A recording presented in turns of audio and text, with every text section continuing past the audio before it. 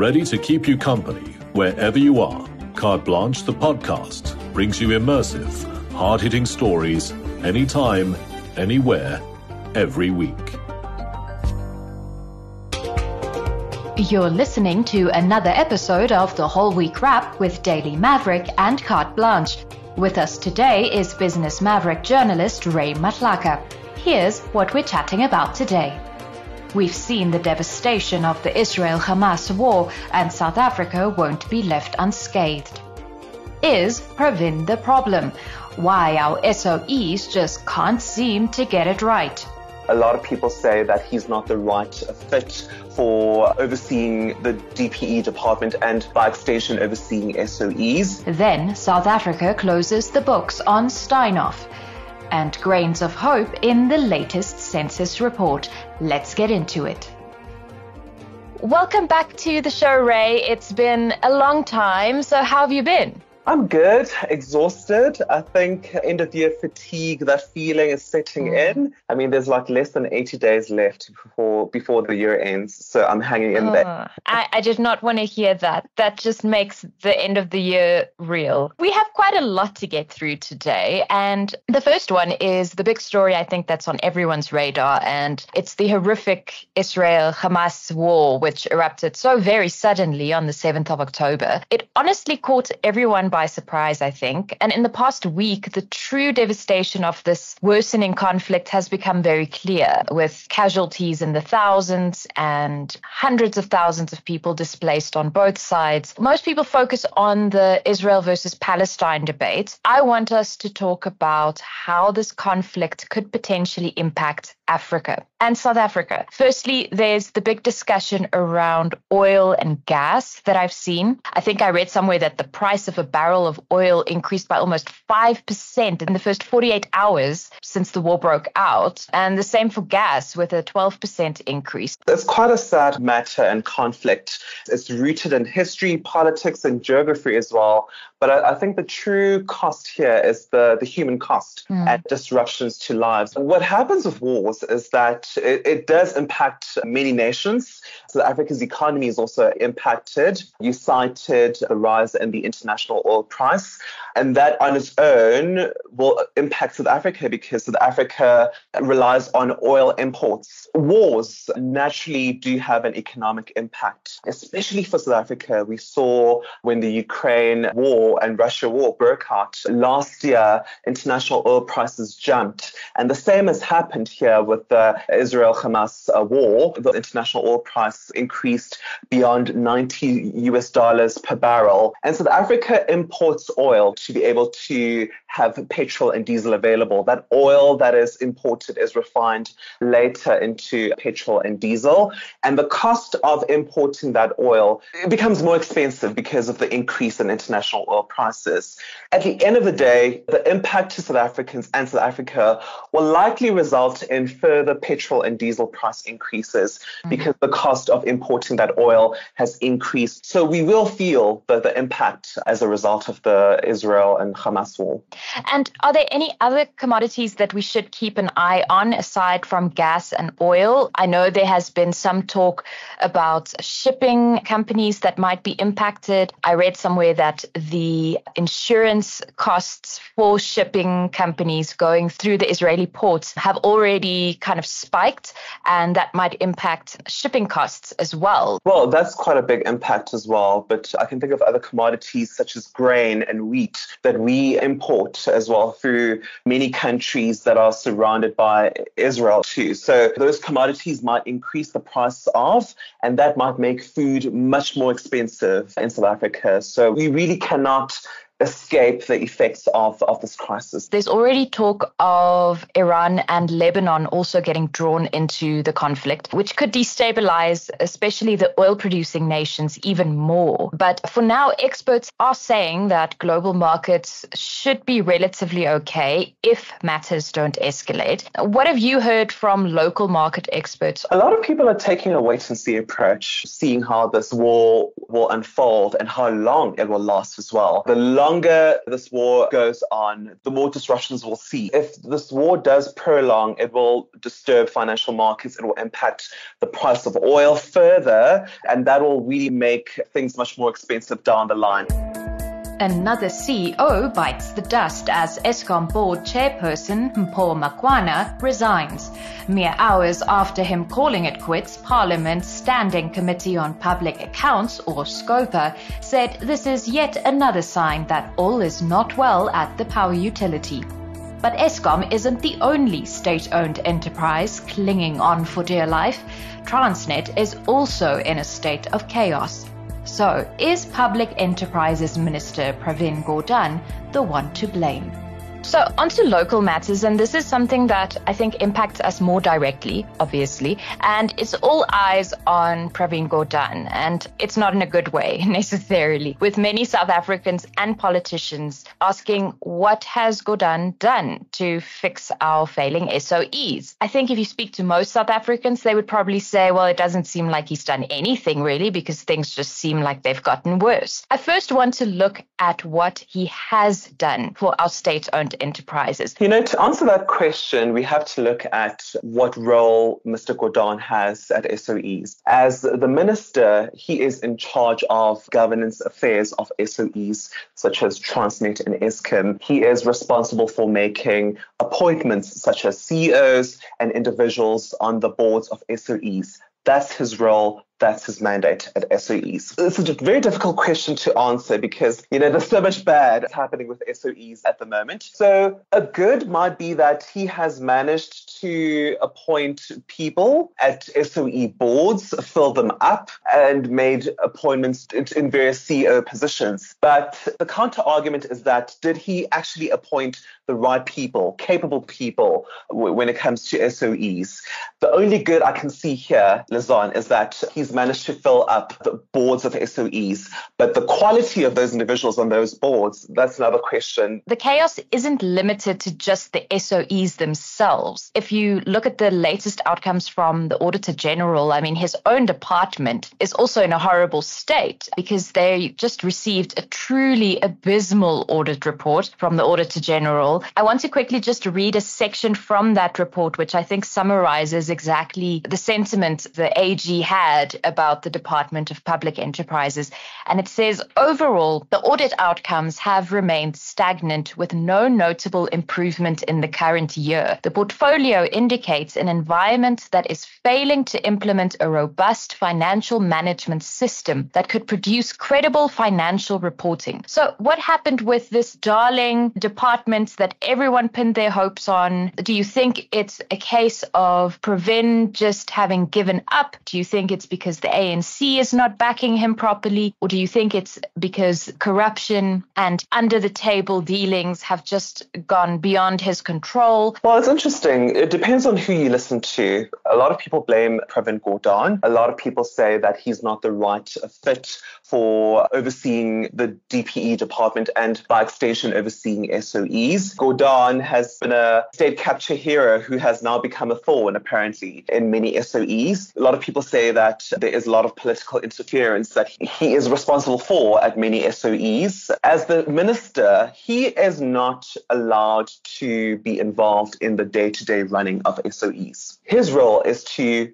oversee the governance affairs, again, of SOEs, so not being involved in the minutiae. So I think it's a combination of factors here. You have SOEs that are broken, that are still recovering from state capture. Many SOEs were the site of state capture. You have an economy that is so broken and weak, and you have SOEs that are facing enormous challenges that are not fit for purpose and are further dragging down the economy. And you have political leadership that is not right, that is not fit to run SOE. So it's a host of issues. What's the solution here? Because we have Transnet and Eskom both without CEOs at this point. We've seen some fairly high-level individuals just summarily step down or announce their resignation. So what does this mean, firstly, for the stability of SA's economy, but then also in terms of what needs to happen to get our SOEs back on track? It's been years now. I feel a lot of South Africans want some forward movement in some way. Yeah, several solutions have been tabled. The first is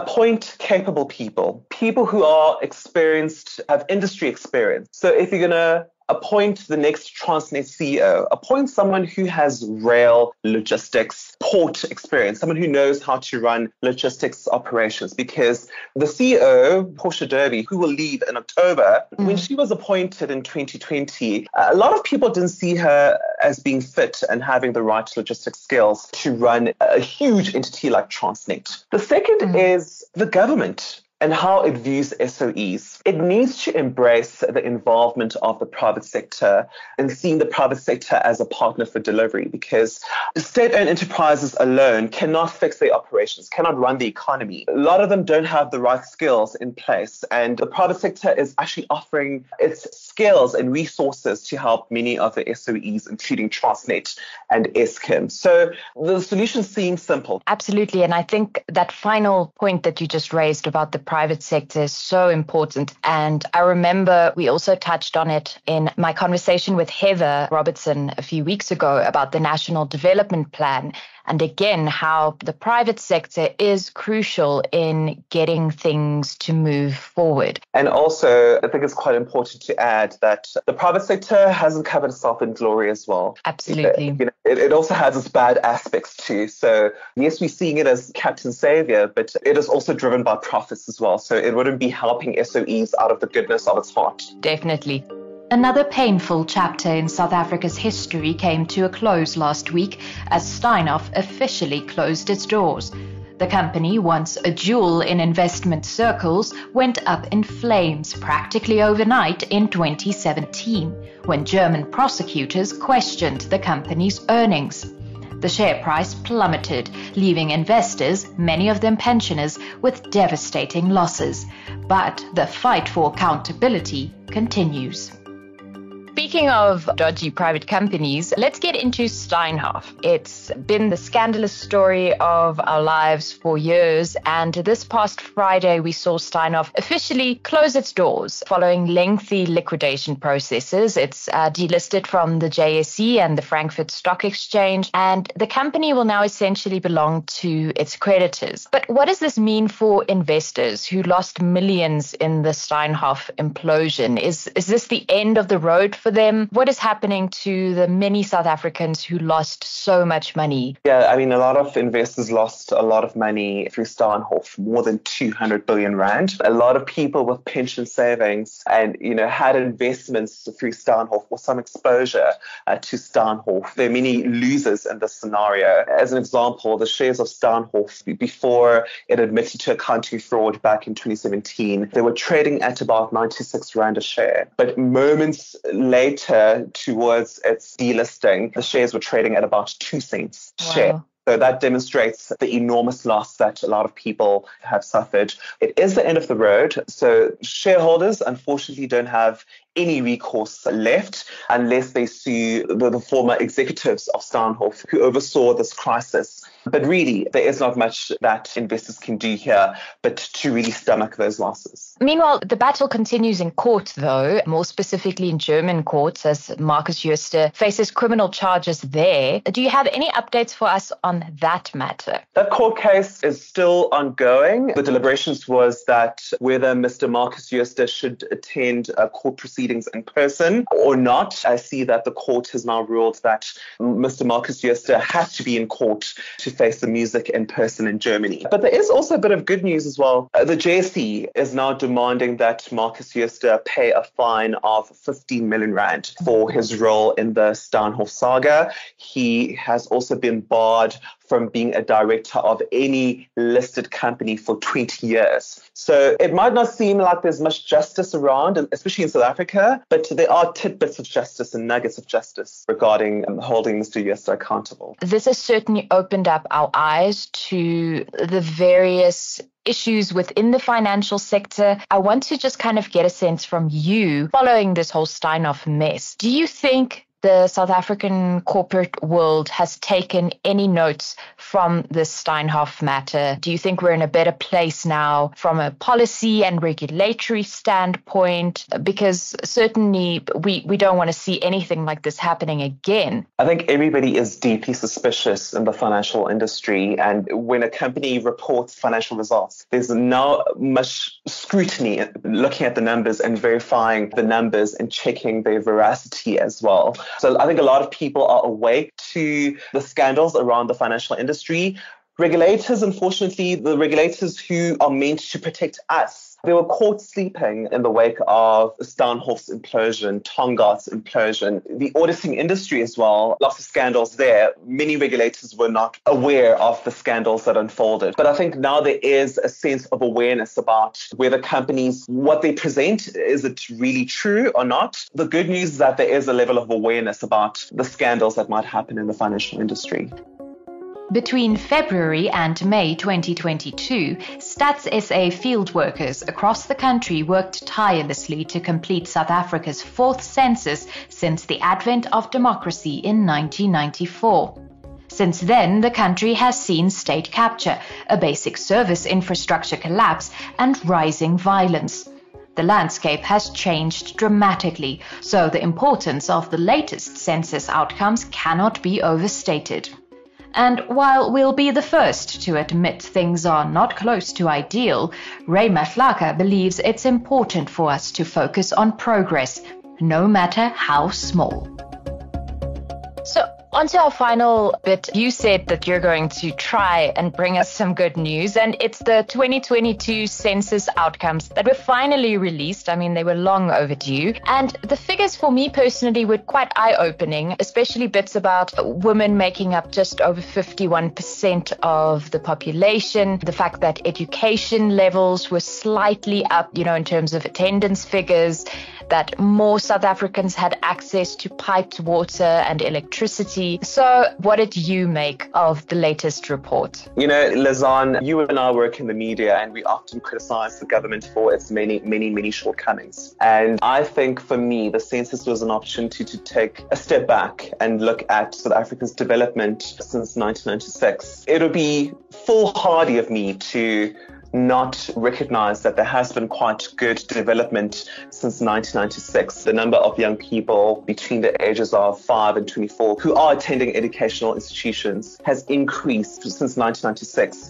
The number of households living in formal housing also increased since 1996. And the number of people, as you said, Lizanne, who had access to piped water, and the number of homes with electricity also increased as well. So I feel like that is a good measure of progress and development. But the government still has a lot of progress to make, because having access to water and electricity means little if nothing comes through the pipe. If a flick of switch does not illuminate a house during load shedding or unexplained power cuts, it means nothing to have that kind of infrastructure available. But for me, the census does show that, there has been pockets of development since 1996. And I want to link it back to the National Development Plan again, because I think it's so important that we remind government of their own plan. The census is a reflection of what can be done. So now they need to really build on these small growths, that government uses this census report as kind of a starting point for them to now just continue building on that and hopefully build on their National Development Plan, which is the big darling of the Ramaphosa presidency. I agree wholeheartedly, and and a challenge to the nation: engage and read the census. Make your own decision about whether South Africa has developed or regressed, and also use the census to inform your decision when you vote next year. Definitely. Well, Ray, thank you so much for joining us today. It's been lovely chatting to you. Always a pleasure. I thoroughly enjoyed it. And that's a wrap. In case you missed any of our previous chats with Daily Maverick, you can find them all on Carte Blanche, the podcast, available on Spotify and all major podcasting platforms.